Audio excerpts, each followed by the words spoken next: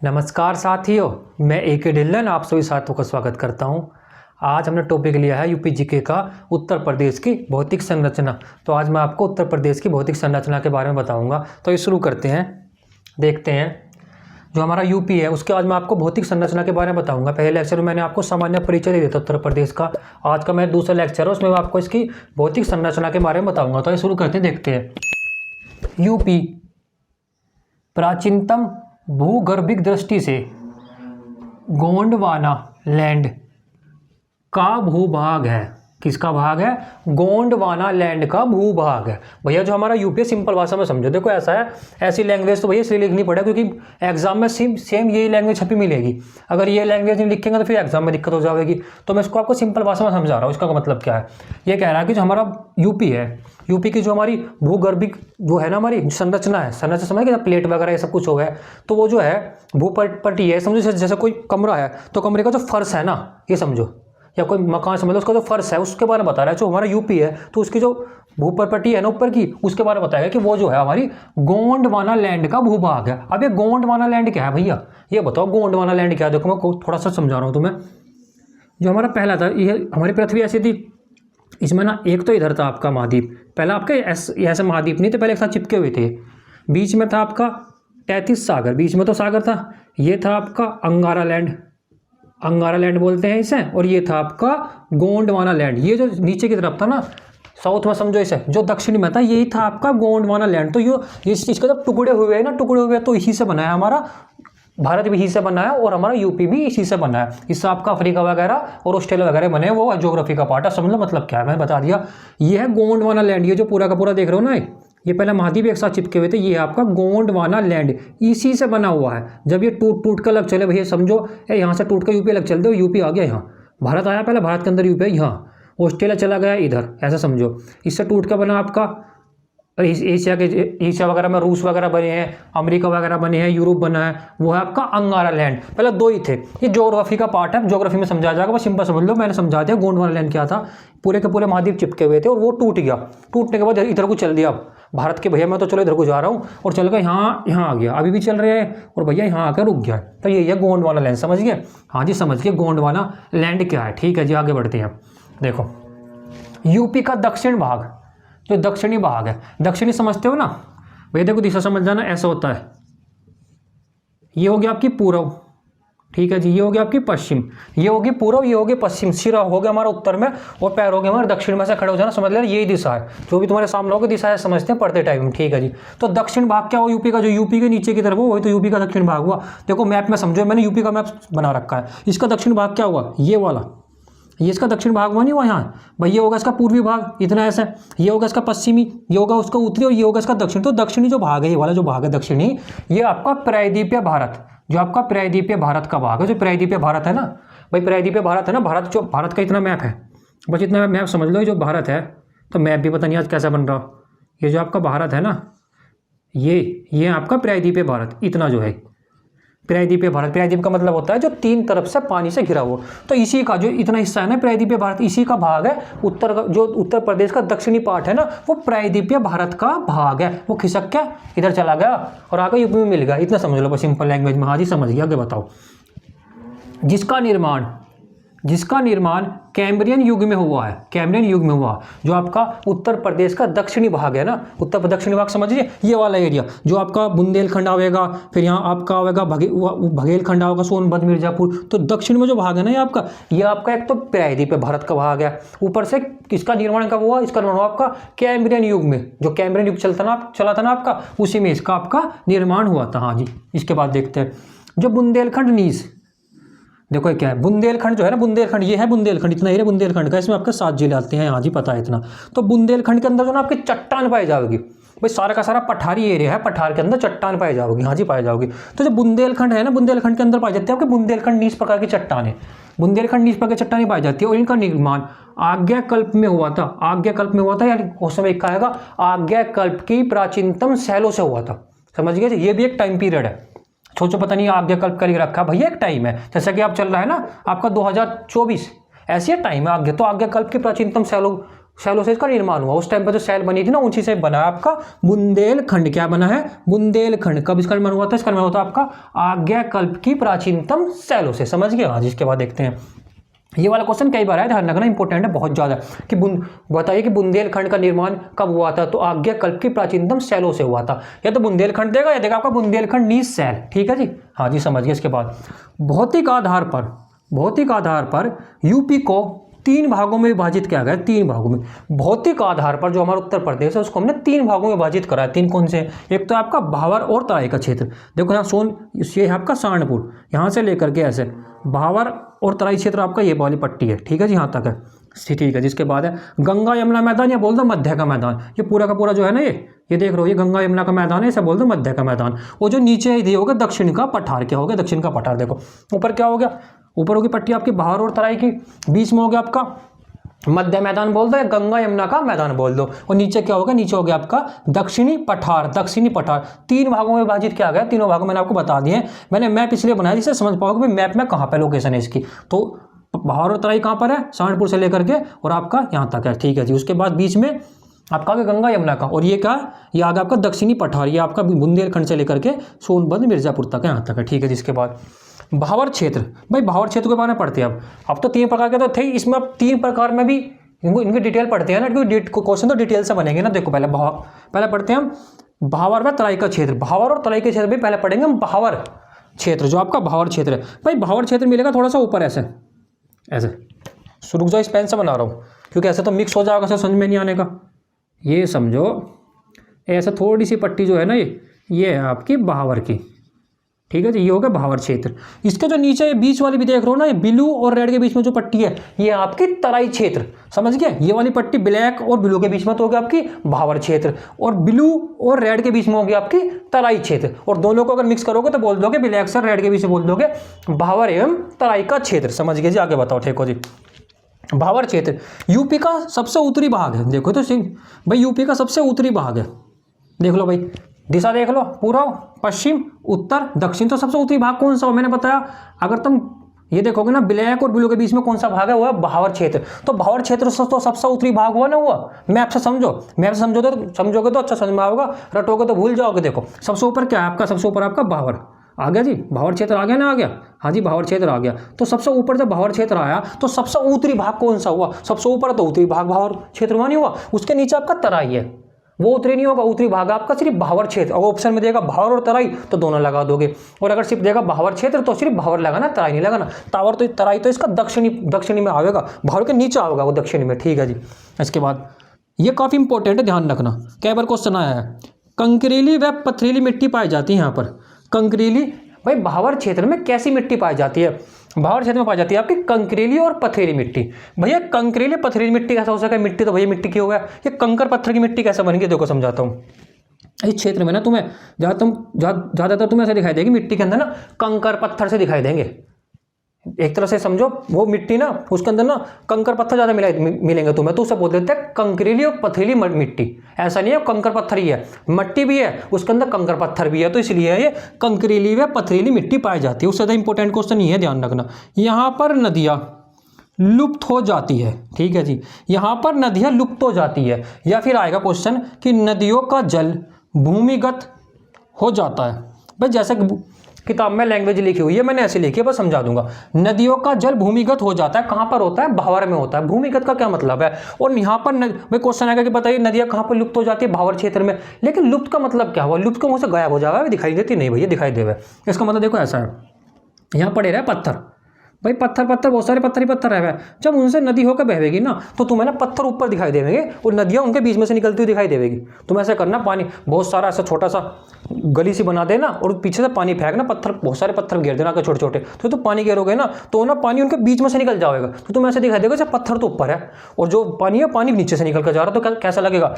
नदियों का जल भूमिगत होकर हो जाता है, ऐसा लगेगा जैसे नदी लुप्त हो गई हो। इसका ये मतलब लुप्त होने का मतलब ये नहीं कि गायब हो गई हो। भैया जब पत्थर ऊपर आ गई है तो उनके बीच में से होकर चली गई तो ऐसा लगा जैसे नदी लुप्त हो गई हो। उसके बाद जब पत्थर खत्म हो जाएंगे फिर नदी एकदम से ऐसा दिखाई देगी जैसे नदी चल रही है। तो ये मतलब है इसका। यहाँ नदियाँ लुप्त हो जाती है। क्वेश्चन कई बार एग्जाम में कि बताइए कौन से क्षेत्र में नदियाँ लुप्त हो जाती है? भावर क्षेत्र में। लुप्त का मतलब मैंने समझा दिया, पत्थर ज्यादा रह गया, तो भैया फिर नदी पत्थर के बीच में से चले तो पत्थर ऊपर आ जावे, बहुत सारे पत्थर ऊपर आ जाओगे तो ऐसा लगेगा भाई नदी तो दिखाई नहीं दे रही, भाई नदी गायब होगी, दिख क्या ना भैया गायब नहीं हुई, उनके बीच में चलता रहा पानी। कभी जाना इधर के क्षेत्र में गए होंगे तुम घूमने हरिद्वार वगैरह में, देखना ऐसी दिखाई दे, पत्थर ऊपर की तरफ दिखाई देंगे तुम्हें, और नदियाँ से दिखाई देगी गंगा जी से पत्थरों के नीचे से चल रही हो, तो वही है इसका मतलब। ठीक है जी। तथा तराई क्षेत्र में फिर से प्रकट हो जाती है, तथा तराई क्षेत्र में फिर से प्रकट हो जाती है। भाई तराई क्षेत्र में तो मट्टी मिलेगी, जब मट्टी मिलेगी तो वहाँ से फिर से तुम्हें दिखाई देने लगेगी, हाँ भाई नदी फिर से आ गई, पर उसका बोलते हैं प्रकट हो गई। भाई किताब में लैंग्वेज ऐसी लिखी हुई है, समझ जाना, क्योंकि भाई किताबी लैंग्वेज में क्वेश्चन आओगे, सिंपल भाषा में तो आने के नहीं, फिर से समझ लो। यहाँ नदियाँ लुप्त हो जाती है, लुप्त को मैंने बता दिया, मतलब पत्थरों से जाओगे ऐसा लगेगा लुप्त हो गया। तथा तराई क्षेत्र में फिर से प्रकट हो जाती है, तो क्वेश्चन है कि बताइए नदियाँ कौन से क्षेत्र में आकर फिर से प्रकट हो जाती है, तराई में, और लुप्त कहाँ पर होती है, भावर क्षेत्र में। समझ गए? हाँ जी समझ गए। तो भावर क्षेत्र खत्म हो गया, अब देखते हैं तराई क्षेत्र के बारे में। भाई भावर क्षेत्र का ही पार्ट है तराई क्षेत्र। तराई क्षेत्र क्या है? इसका निर्माण, जो आपका तराई क्षेत्र है इसका निर्माण महीन अवसादों से हुआ है, महीन अवसादों से हुआ है। जो तराई क्षेत्र है, तराई क्षेत्र मैंने बता दिया, ये जो ब्लू है ना और रेड इसके बीच की जो है ये सारे के सारे तराई क्षेत्र है। तो इसका निर्माण क्या हुआ? इसका निर्माण आपका महीन अवसादों से हुआ है। महीन अवसाद क्या है? महीन अवसाद क्या है? देखो नदी आई, नदी अपने साथ बाढ़ में वो लेकर आओगी भैया, मिट्टी वगैरह सब लेकर आओगी ना, बहा के लाओगी अपने साथ, तो वे ही आपका महीना अवसाद, जो अपने साथ मिट्टी लाई ना वही है महीना अवसाद, और कुछ नहीं है। महीना अवसाद के समझ लो पता नहीं क्या है, वो जो अपने साथ मिट्टी लाई ना तो उसी से हो रहा है इसका निर्माण, वो मिट्टी बहुत ज़्यादा उपजाऊ रहा है। वर्षा अधिक, जो आपका तराई क्षेत्र है ना वहाँ पर वर्षा अधिक होती है। अगर क्वेश्चन आए आपको देख क्षेत्र देने लगे, भावर क्षेत्र, गंगा मैदान का मैदान, गंगा यमुना का मैदान, दक्षिणी क्षेत्र और तराई क्षेत्र, पूछने लगे बताइए सबसे ज्यादा वर्षा कहाँ होती है, तो होती है आपकी तराई क्षेत्र में। कहाँ होती है? तराई क्षेत्र में। जिले में मत जाना, जिले में तो होगी गोरखपुर में, क्षेत्र पूछेगा तो क्षेत्र में होगी आपकी तराई क्षेत्र में, ना पूर्वी क्षेत्र में होने की ना दक्षिणी क्षेत्र में होने की, सबसे ज्यादा होती है आपकी तराई क्षेत्र में। कहाँ पर होती है? तराई क्षेत्र में। वर्षा अधिक होगी तो भैया जब वर्षा ज़्यादा होगी तो जमीन में तो दलदली दिखाई देगी, जब ज़्यादा दिन पानी बरस जावे तो जमीन कैसी हो जावे? ऐसी हो जाए पैर रखो, पैर दो तो अंदर घुस जावे, दलदली हो जाए। तो यहाँ पर मृदा कैसी मिलेगी? यहाँ पर मिट्टी मिलती है आपकी दलदली। कैसी पाई जाती है? मिट्टी दलदली। क्वेश्चन कई बार आया कि बताइए दलदली मिट्टी कहाँ पर पाई जाती है? कहाँ पाई जाती है? तराई क्षेत्र में। क्यों पाई जाती है? क्योंकि भैया जब वहाँ बारिश ज़्यादा पड़ेगी, जब वर्षा ज़्यादा होगी तो भैया खुद ही मिट्टी दलदली हो जाएगी। ठीक है, जिसके बाद यहाँ पर जो प्रमुख फसल बोई जाती है वो बोई जाती है आपकी धान और गन्ना। ध्यान रखना, धान में गन्ना की अधिक खेती कहाँ पर की जाती है? तराई क्षेत्र में। क्यों की जाती है मैं बता दूं, वहाँ पर वर्षा ज़्यादा होगी, धान को भी वर्षा ज़्यादा चाहिए, गन्ने को वर्षा ज़्यादा चाहिए, तो भैया इसलिए वहाँ पर हो जाएगा आपकी धान और गन्ने की खेती कहाँ पर? तराई क्षेत्र में। ठीक है, जिसके बाद देखते हैं गंगा यमुना मैदान। अब देखते हैं हम गंगा यमुना का मैदान। गंगा यमुना के मैदान में पहला देखते हैं हम बांगर क्षेत्र इसको क्या है भैया, और दूसरा आपका खादर क्षेत्र। दो क्षेत्र है भाई, ये है ना, यहाँ से लेके इस रेड से लेकर के इस रेड के बीच में आपका गंगा यमुना का मैदान है। हाँ जी, तो इसमें आपको दो क्षेत्र मिलेंगे, एक तो मिलेंगे आपको बांगर क्षेत्र, एक मिलेगा आपका खादर क्षेत्र। पहले पढ़ते हैं बांगर क्षेत्र के बारे में। बांगर क्षेत्र क्या है? इसका निर्माण, या बोले तो प्राचीन कोप निक्षेपणों को बांगर कहते हैं।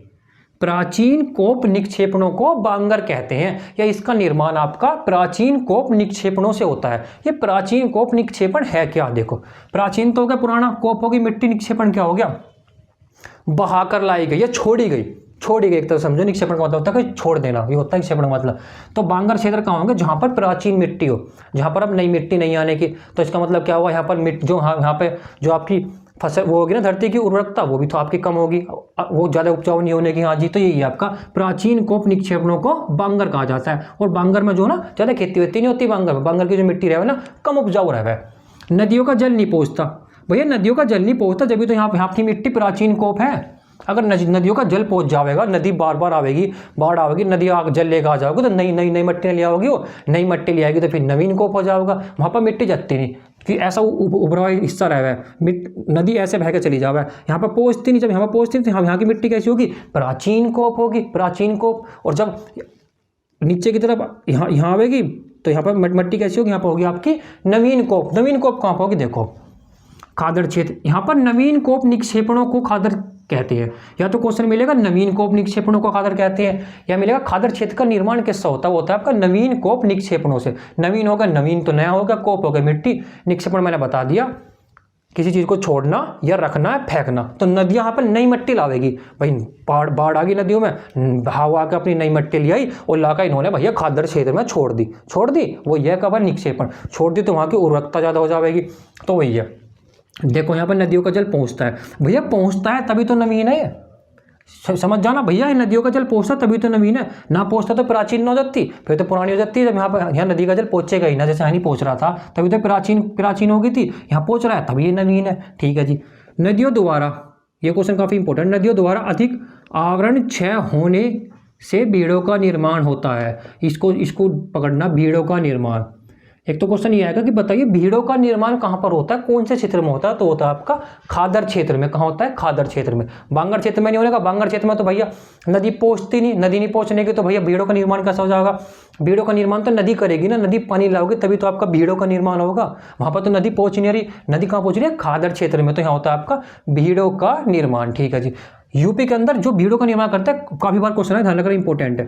यूपी के अंदर कौन सी नदी है जो भीड़ों का निर्माण करती है, वो आपकी यमुना नदी। कौन सी है, यमुना नदी। और भारत में सबसे ज्यादा कौन सी फेमस नदी है भीड़ों का निर्माण करने के लिए, वो है आपकी चंबल नदी। कौन सी है, चंबल नदी। यूपी में करती है यमुना, क्योंकि यूपी में से तो चंबल बहती नहीं, चंबल यूपी में तो बहने के लिए, तो यूपी में कौन करेगी, यमुना। और पूरे ओवरऑल भारत में सबसे ज्यादा कौन करती है, चंबल। अच्छा ये बताओ भैया बीहड़ का है, बीहड़ के बारे में बताओ। देखो बीहड़ में समझाता हूँ क्या है। नदी में बाढ़ आ गई, नदी बहुत सारा पानी ले आई। नदी ने भैया ऐसे, पहले नदी ऐसे बह रही थी, देखो नदी ऐसे बह रही थी, जब इसमें बाढ़ आओगे तो ये थोड़ा सा ऊपर चढ़ जाओगी तो ये वाली मिट्टी काट देगी, मेरे साथ और कुछ मिट्टी लाओगी, तो फिर जब बाढ़ चले जाओगे तो यहाँ फिर मिट्टी छोड़ देगी, तो ऊँचे टीले बन जावे, बहुत ऊँचे टीले बन जावे, उन्हें बोलते हैं बीहड़। जो ऊँचे टीले दिखाई देंगे तो मेरे रेत के यहाँ भी बन गए, वहीं बन गए, वहीं बन गए, इनमें पहले डाकू चोर वगैरह छुपे रह गए थे, यही है आपका बीहड़। तो बीहड़ की कैसे बनते हैं भाई, नदी आई बाढ़ में, नदी में बाढ़ आई, नदी मट्टी लाई, उसके बाद उसमें बाढ़ खत्म होगी, उसने हम टिल्ले छोड़ दिए ऊंचे मट्टी के, वही हो गया आपके बीहड़। तो यूपी के अंदर कौन करती है, यमुना नदी भीड़ों का निर्माण। और पूरे देश में सबसे ज्यादा कौन करती है, चंबल नदी। कौन सी करती है, चंबल नदी। ठीक है जी, हो गया। इसके बाद दक्षिण का पठार, इसके बाद देखते हैं दक्षिण का पठार। अब जो हमारा तीसरा है वो पढ़ रहे हैं हम, दक्षिण का पठार। दक्षिण का पठार प्रायद्वीपीय भारत, मैं बता ही चुका हूँ प्रायद्वीपीय भारत का भाग है। प्रायद्वीपीय भारत में आकर फिर आगा हुआ दक्कन का पठार, क्योंकि दक्कन का पठार जो है ना, मैंने मैं बता दिया था, दक्कन का पठार जो ना वो आपका यहाँ पर है, तो दक्कन के पठार का भाग है, या तो दक्कन का पठार लिखा गया प्रायद्वीपीय भारत। जो आपका दक्षिण का पठार है ना यूपी का, यही है दक्षिण का पठार, ये वाला सर दक्षिण का पठार है, यहाँ से लेकर यहाँ तक, ये सब ये पठार है दक्षिण का, ये नहीं है। ठीक है जी।